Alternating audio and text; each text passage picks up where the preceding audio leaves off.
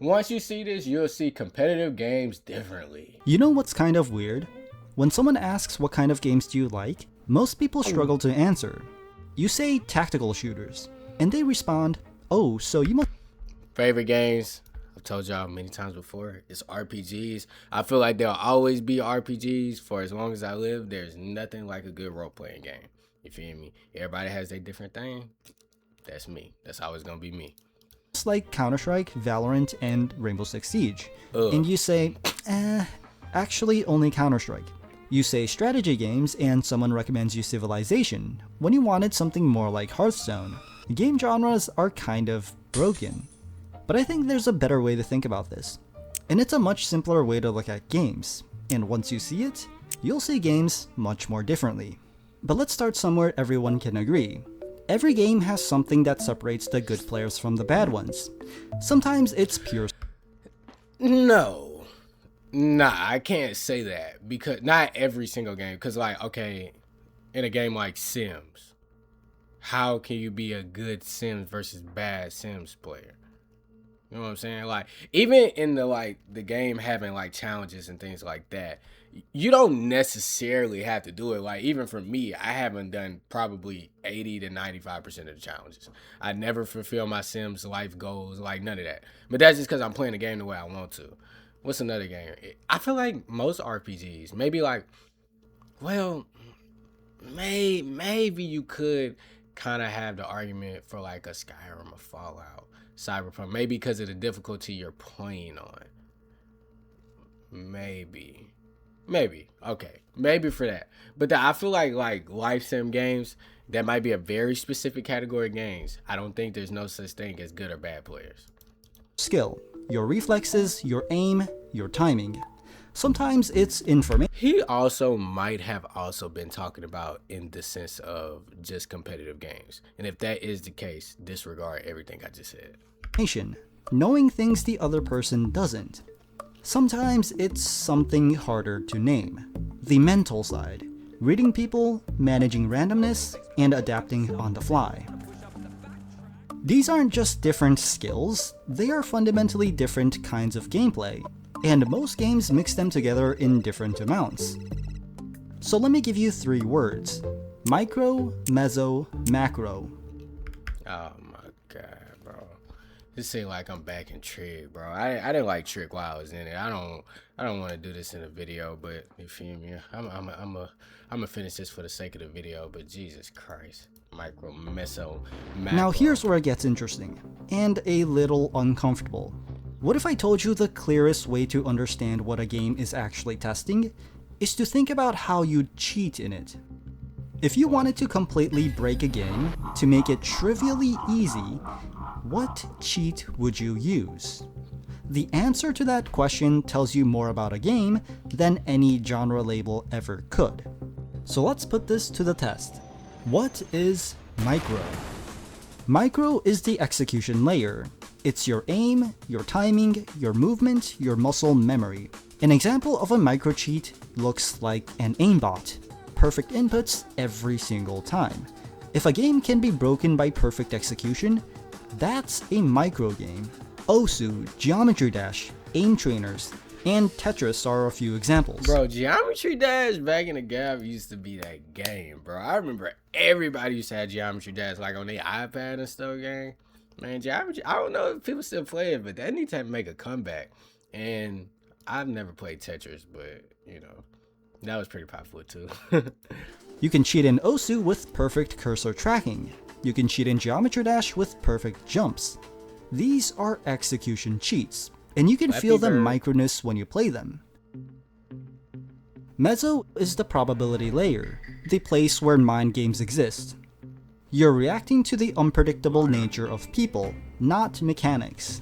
A meso cheat looks like stream sniping, knowing someone's habits before they show them, reading cooldowns, seeing things you shouldn't see yet. The best example for the purest meso game is rock, paper, scissors. There's zero execution skill. It's entirely mental and probability. Among Us also runs on meso. So does Liar's Bar. Even the stock market is built around this layer.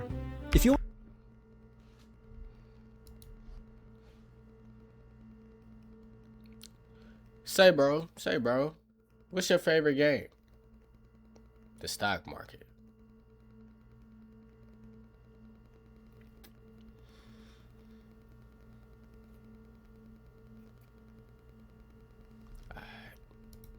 Wanted to cheat in Among Us, you'd stream snipe to know who the imposter is. If you wanted to cheat in stocks, you'd insider trade. Notice how none of these cheats involve executing anything better. They involve knowing something you shouldn't. Macro is the system's layer. It's your routing, your resource management, and your win condition. You can think of it like the mathematically correct way of winning the game.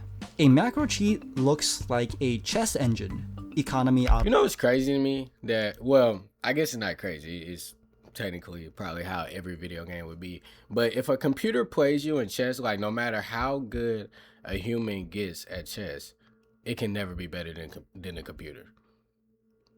I don't know if that's like a duh fact, but to me, that's actually kind of insane. Information, or you can imagine like a perfect coach telling you exactly what to do. Darren, ping it, ping it. Ping it. We need a. But okay, look, just to go back to my chess thing, the only reason I feel like that's kind of crazy is because there's people who play chess like competitively and at really high levels, and it's kind of like one of those things. It's like, to me, what's the point if a computer can always do this better? You know, like even in the sense of like actual sports game like basketball, all those things, a computer can never do that. But chess is like you kind of always technically fighting for second place. No matter if you're terrible or literally the greatest player in the world, you can never beat the computer. I don't know. That's just a fun fact. Hello, team. Know what's up? Pure macro games are almost mathematical puzzles. Think Factorio, Polybridge, Connect 4, Tic-Tac-Toe. Once you find the optimal solution, the game is solved. But here's where it gets really interesting. Most games aren't just one of these, they're combinations of them, and the combination tells you everything about what kind of game it is. So let's look at micro plus macro. These tend to be single-player precision games. You need to know the optimal solution and execute it fast. Think Rubik's Cube speedrunning, Mario 64, Jump King, and Getting Over It. If you were to have a perfect micro cheat in Elden Ring, you'd have perfect dodges. But if you were to have a perfect macro cheat, you'd use the mathematically optimal build. But there's one weird multiplayer outlier here. 8-ball pool. There's a mathematically optimal shot, and then there's the skill of actually hitting it. So even though it is player versus player, the room for mind games doesn't really exist. And I think it's a rare exception. Next, let's look at micro plus mezo. This is PvP skill expression games. These tend to be your fighting games, Street Fighter, Tekken, Smash Bros, Brawlhalla. Your skill matters, and reading your opponent matters. But also you have some other examples like Mario Kart, like the micro of driving, and the mezo of Okay, look, I don't know if this is just me, and if anybody else has seen this video, do they feel like this? But I literally feel like I am actually in the class. Like, my brain is actually kind of hurting trying to comprehend what this creator is talking about. I don't know if it's just me. Like, I'm actually here trying to really lock in, like, micro, meso, macro. I'm starting to forget, bro. I don't know if it's just me, bro. I hope I'm not the only and one. Unpredictable opponents.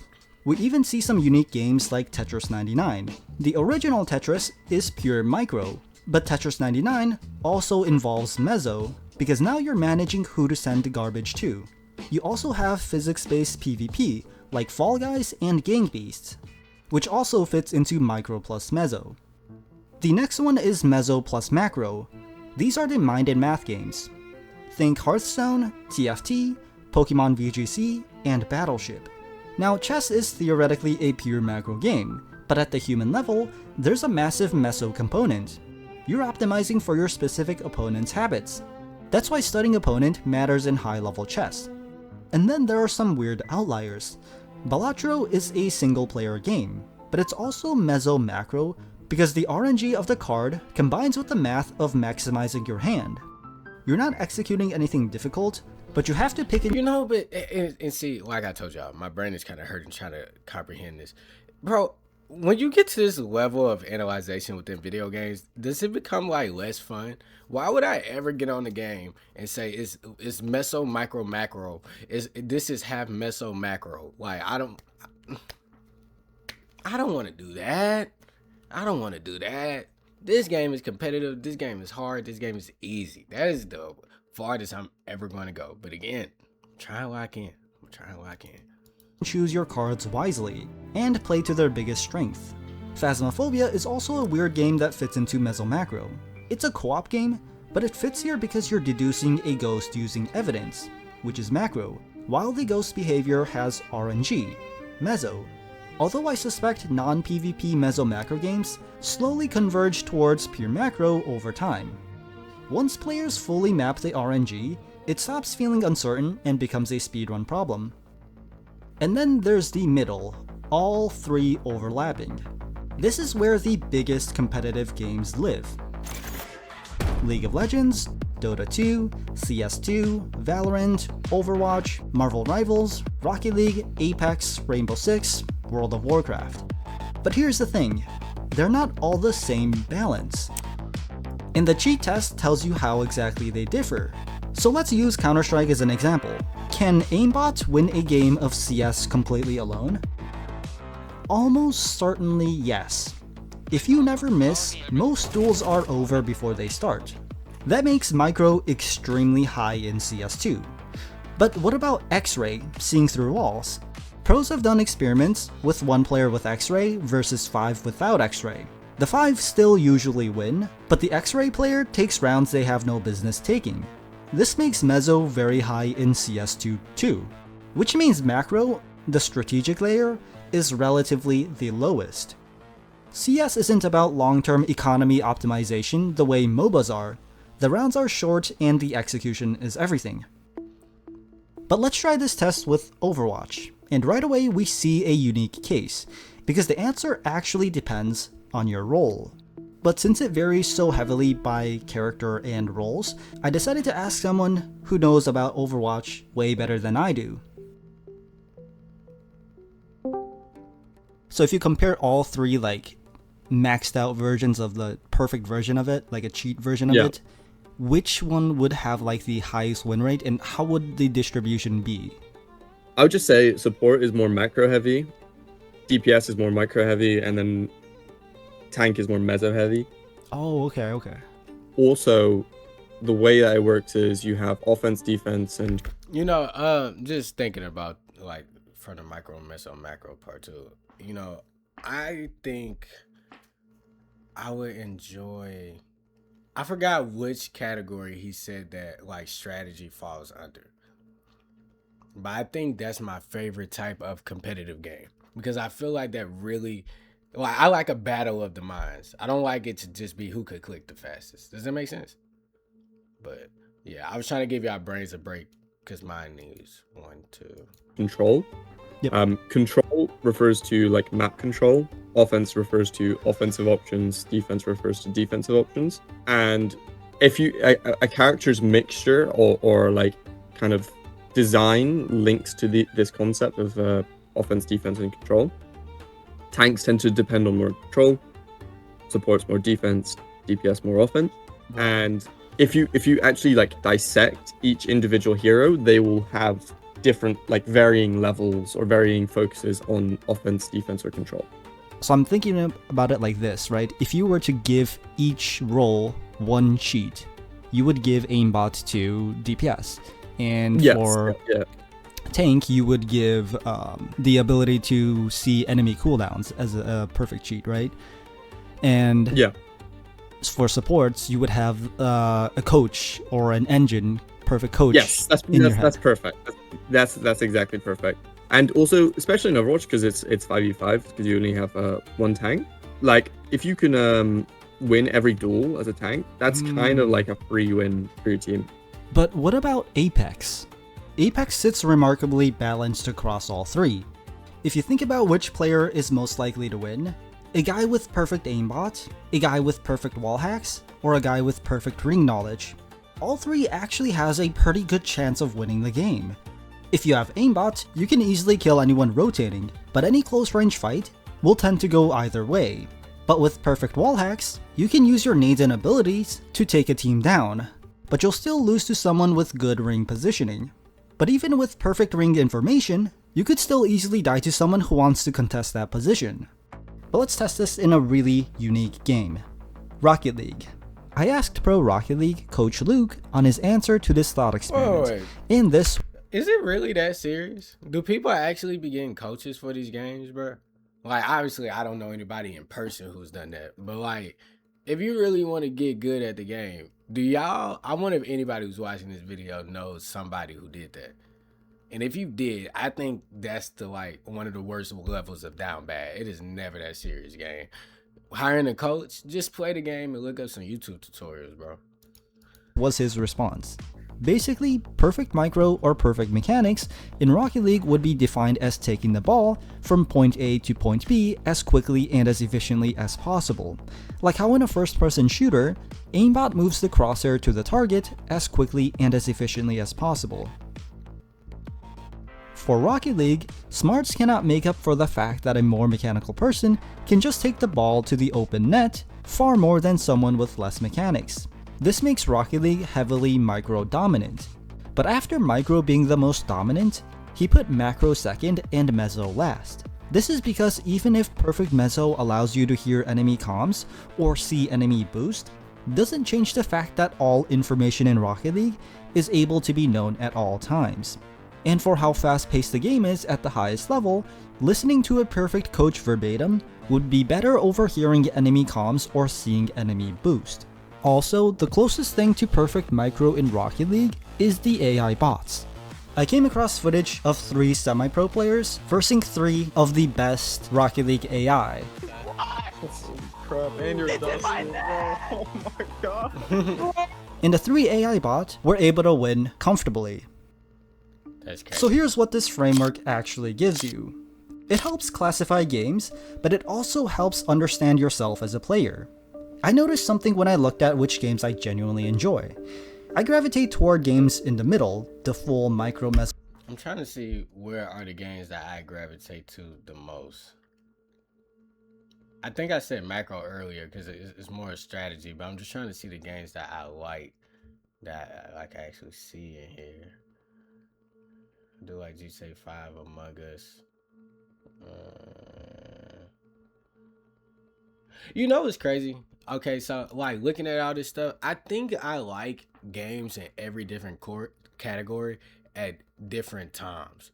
Like there's times where I want more of a macro, there's times where I want more of a meso, more of a micro. You know what I'm saying? And I would assume most people are like that, but I'm sure it's some people who are like they always want to play that type of game. And the reason I say that is because like, you know, even to just step away from the competitive aspect of it, like sometimes when I'm at home I want to chill, I want to play more of a Skyrim or a Mountain Blade. That's a good strategy game, and again I'm kind of confused by this, but I'm assuming it would, just based off of this chart, a game like Mountain Blade would probably fall between macro and meso.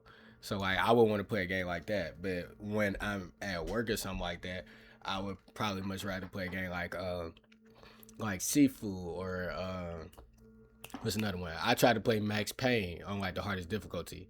So I guess that would be more of a, well, GTA 5 is here, so I guess that'd be more of a meso. So I don't know though. Well, you get what well, no, actually, from what he said, that would be a micro because that's reaction time and like aim and all that type of stuff. So Max Payne would be more of a micro. So I guess when I'm just trying to kind of have fun, play something challenging, I'm like a micro player. When I'm trying to sit down, I'm more of a meso macro player, I think would be the way I'd interpret that. Like I said, I'm a little confused, but I think that's what he's trying to say. I think that's what I am. Y'all correct me if I'm wrong. So macro cluster, and toward pure micro and pure macro, but I don't really enjoy micro-macro games. Speedrunning doesn't scratch the right itch for me. And when I looked at why, it mapped exactly. In Apex, I'd argue I aim pretty well and have respectable movement, I'd say I also have a solid understanding of rotations and ring positioning, but I tend to tunnel vision in close quarter fights, specifically when we're in the same building. So I tend to miss meso reads when the pressure is high. And this exactly explains the gap in my game. Because here's the real insight. Every player has a natural lean. Some people are micro players. They grind mechanics obsessively, and they want the skill gap to feel fair. Some people are meso players. They love reading people, and they thrive in the chaos of PvP randomness. Like we even see a common cluster of people who play Among Us, GTA RP, luck-based games like gambling, along with many other party games. And then we also see that some players are macro players. They love efficiency, they draw routes on maps, they think about the game between games more than during it. And most of us are a mix, but not an equal mix. The games that frustrate you the most, they're probably demanding something your brain doesn't naturally give. The games you keep coming back to, they're probably rewarding the part of you that already runs at full power. Genre labels never told you any of this. Action RPG doesn't tell you whether you'll be grinding execution, reading opponents, or solving systems. It just tells you there's a sword and a level bar. And maybe more importantly, you can stop blaming yourself when a game doesn't click. Cause maybe the games are testing things you haven't built yet. In my case, it's the underdevelopment of meso. And that's the 3 dimensions of games: micro, meso, macro. Every game lives somewhere inside them. And now that you know where to look, you'll never see a game the same way again.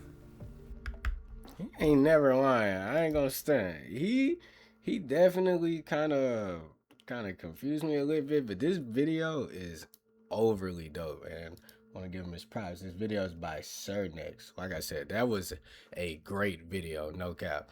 But anyway, if you enjoyed this video, please leave a like, comment. Are you micro, meso, or macro? I had to remember to try and say that right. Anyway, thank you guys for tuning in today. See y'all next time.